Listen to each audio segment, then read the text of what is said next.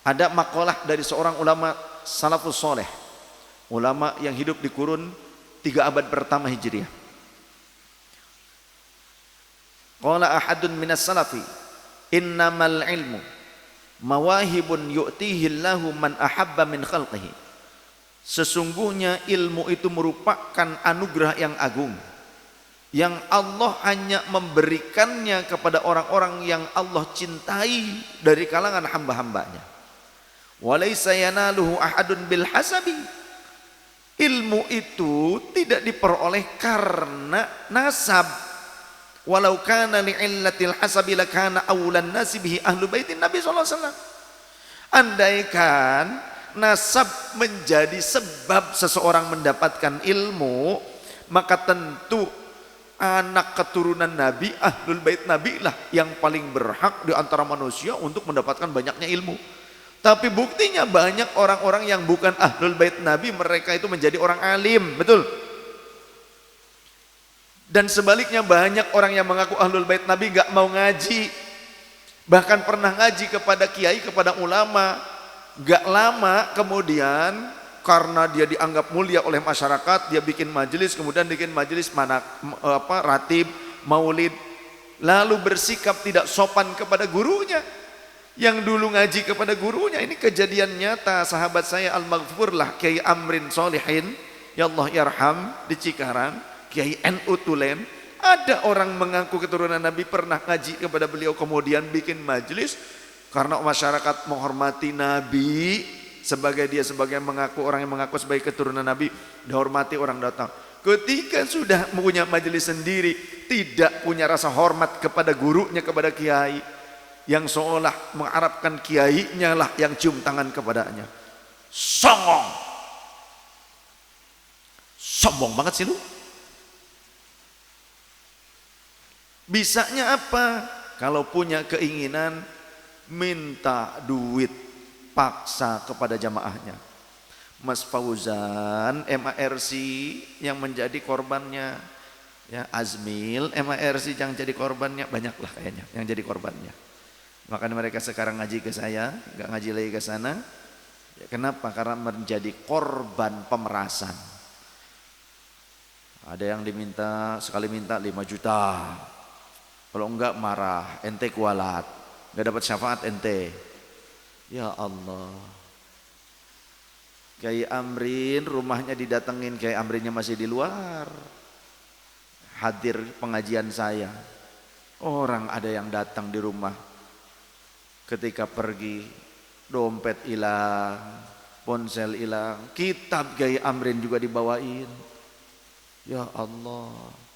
Makanya nak, ini kitab-kitab saya tolong dijaga ya. Kalau ada orang-orang mau ngambil kan, bagaimana? Lelepkeun bae ka dieu tah. Nah, kolam direncah bae ngarah jadi makanan iwak bae lah. Tuman. Jangan takut ya. Kita ini mencintai ahlul bait Nabi. Habib Abu Bakar telah memberikan nasihat kepada mereka-mereka yang mengaku ahlul bait Nabi tapi tidak sopan. Mulut kotor, mengkerdilkan, menghinakan orang lain. Habib Abu Bakar Al-Attas Az-Zabidi sampai memberikan ultimatum kepada orang-orang oknum-oknum tersebut. Kata Abu ya, termasuk juga kepada orang-orang yang mengatakan Wali Songo tidak punya anak keturunan, tidak punya keturunan dari anak laki-laki, tidak punya anak laki-laki. Abu Yazid Abu Bakar bilang, Habib Abu Bakar Al-Attas Az-Zabidi, beliau bilang, Mufti Ternate tapi tinggalnya di sini di Depok, majelisnya. Wali Songo itu ahlul bait Nabi. Dan Wali Songo punya anak, punya keturunan, anak laki-laki ada. Kalau ada orang berkata, tapi RA tidak mencatat mereka. RA itu baru dibentuk oleh pemerintah Hindia Belanda, VOC, pemerintah kolonial Belanda tahun 1928. Ya. RA itu baru dibentuk, baru ada, disahkan, ditandatangani oleh pemerintah Hindia Belanda. RA Rabithah Alawiyah adalah satu organisasi massa, ormas Islam. Kemudian tipenya LSM, Lembaga Swadaya Masyarakat. Organisasi massa Islam yang bergerak menghimpun WNI keturunan Arab. Organisasi ini berdiri pada tanggal 27 Desember 1928, tidak lama setelah Sumpah Pemuda. Organisasi ini didirikan dan disahkan oleh pemerintah Belanda berdasarkan akta notaris Mr. A.H.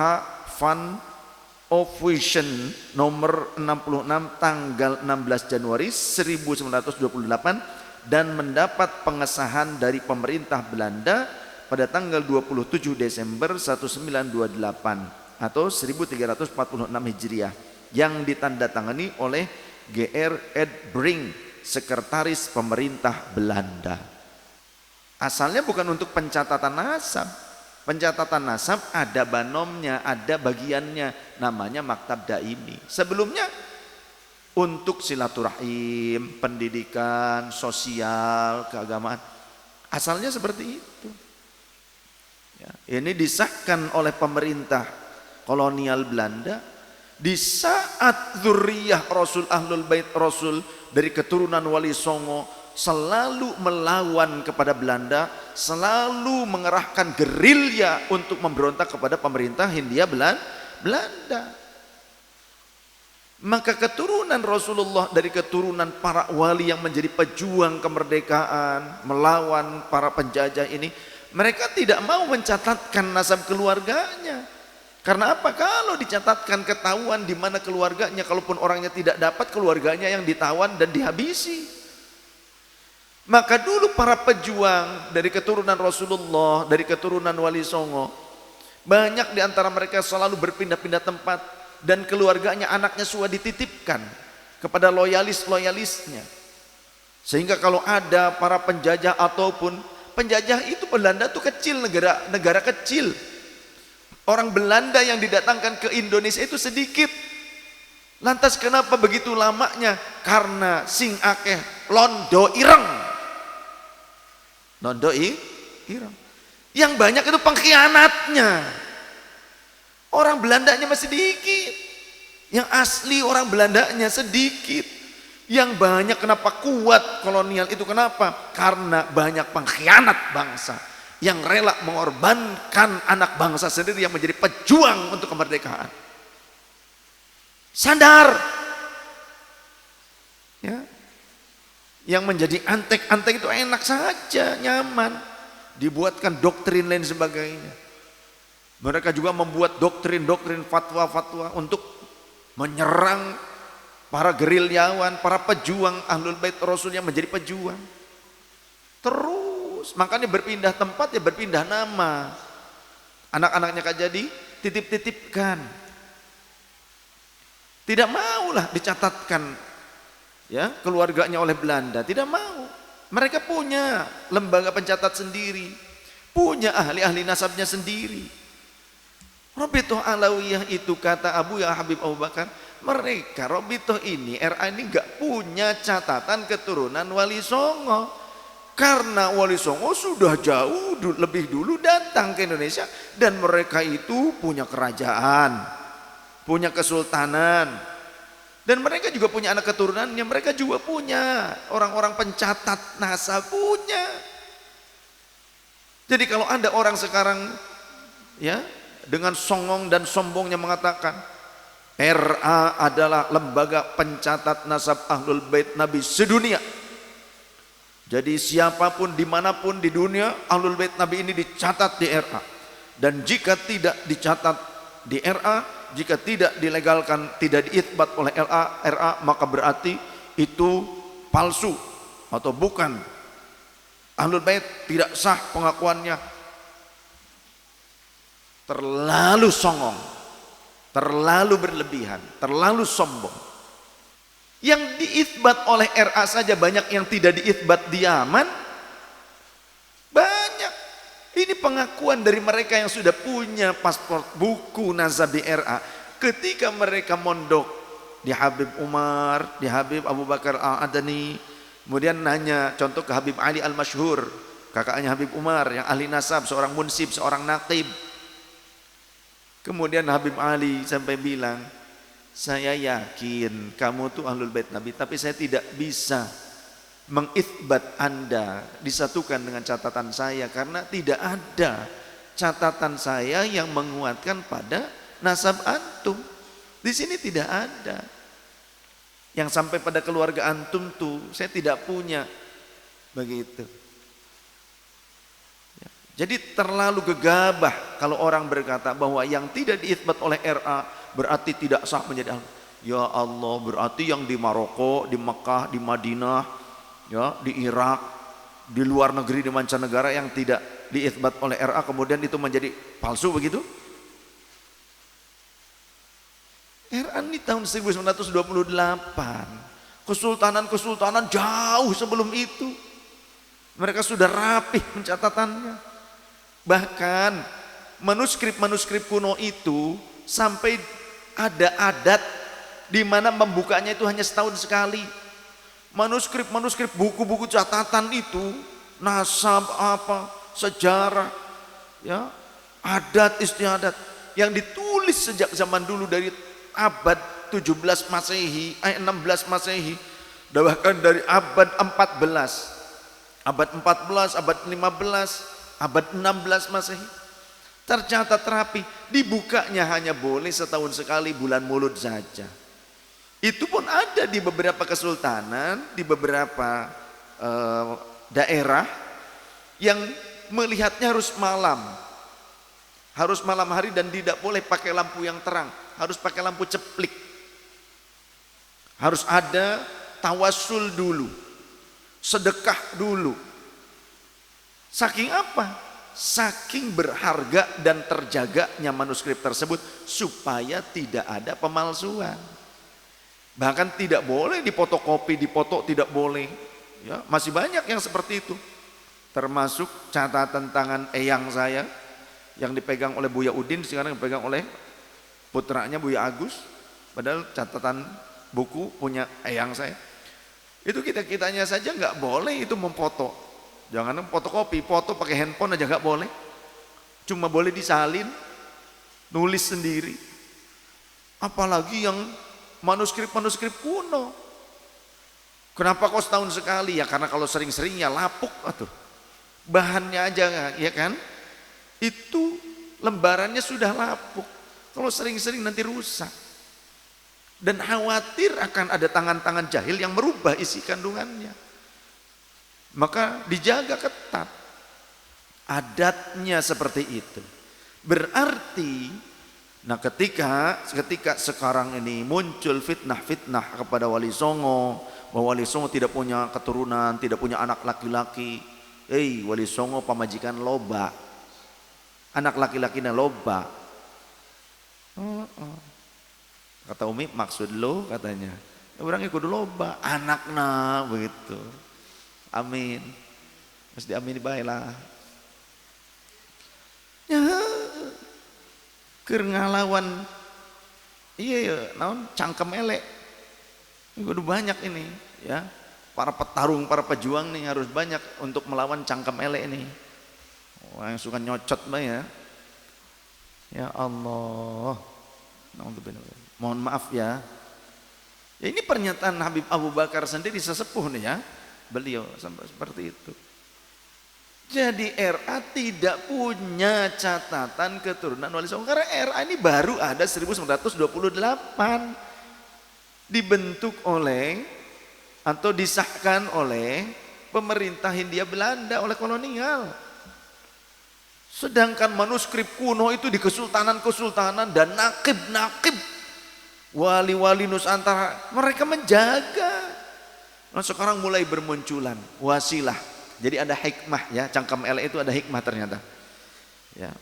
Munculnya para cangkem elek ini ada hikmah. memunculkan generasi-generasi para penyimpan manuskrip-manuskrip kuno itu untuk muncul, bahkan mereka memvalidasi, artinya mencoba terus bukan mengkonversi ya, apa ya, coba mencari kelanjutan-kelanjutan ataupun sejarah hikayat, catatan-catatan yang bisa menjelaskan, memperkuat catatan yang dimiliki di sini. Mereka cari, kalau ini keturunan dari ini adanya di mana? Oh, ini pernah tinggal di contoh tinggal di Campa atau tinggal di Malaka. Maka dicari.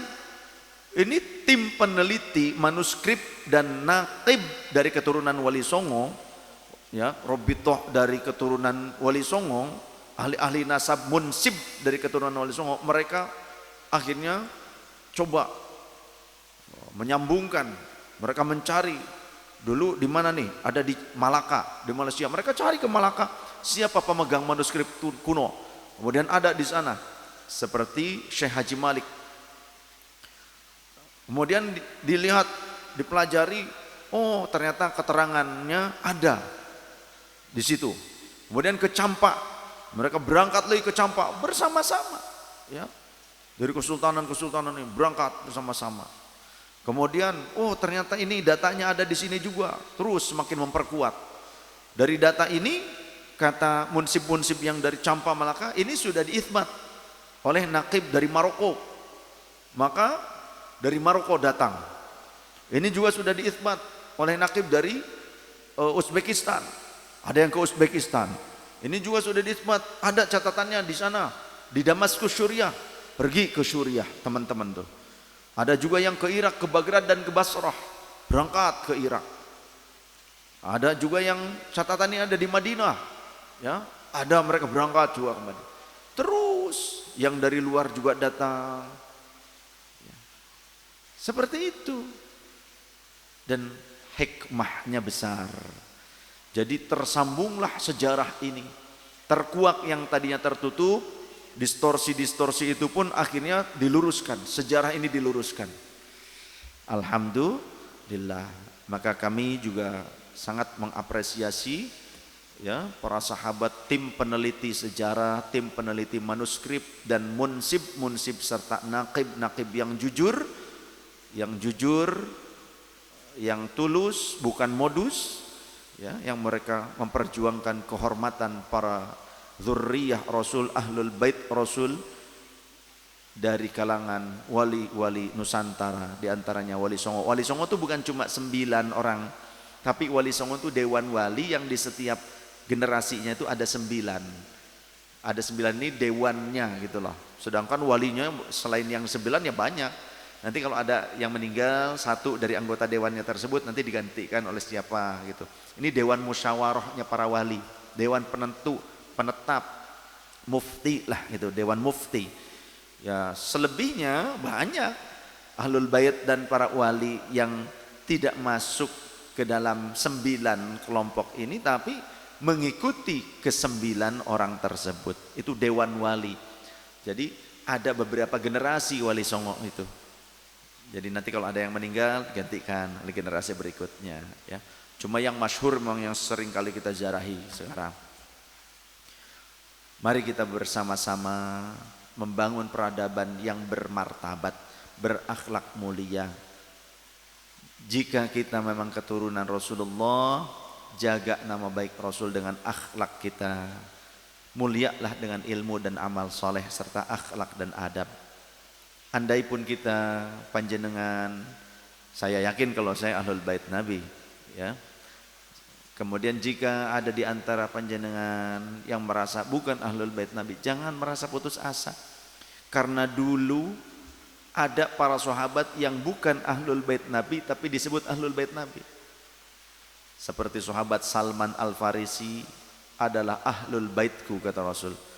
Padahal dari dari Iran, dari Persia bangsanya. Bukan ahlul bait Nabi tapi oleh Rasul disebut sebagai ahlul bait Nabi. Jadi jangan pernah putus asa.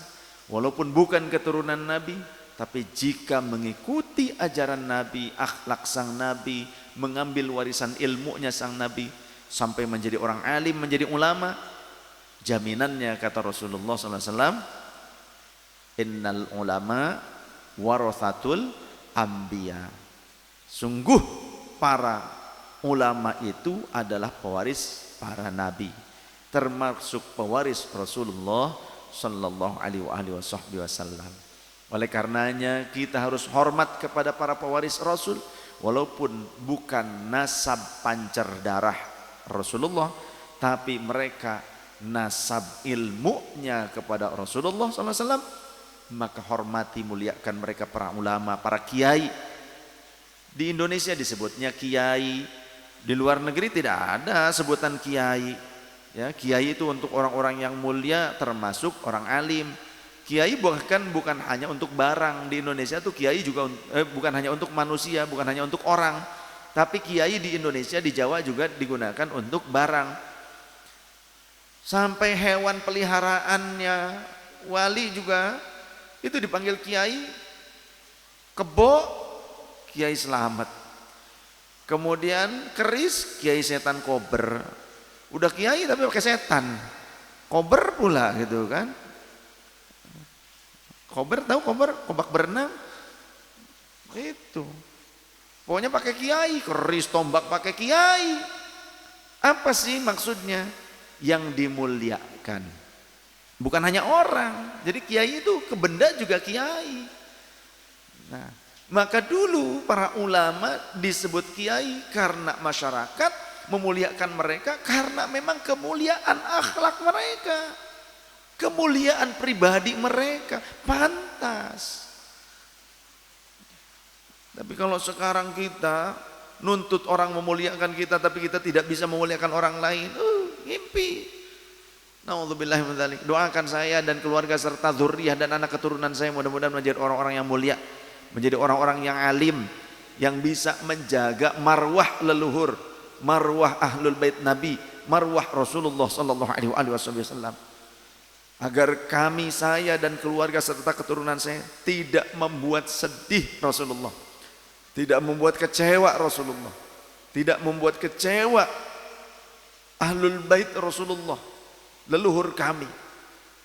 Semoga Allah membimbing kami, waffaqana ila tariqil mustaqim, amin ya rabbal alamin.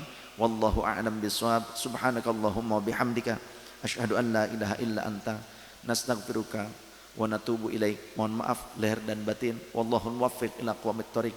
Wassalamualaikum warahmatullahi wabarakatuh.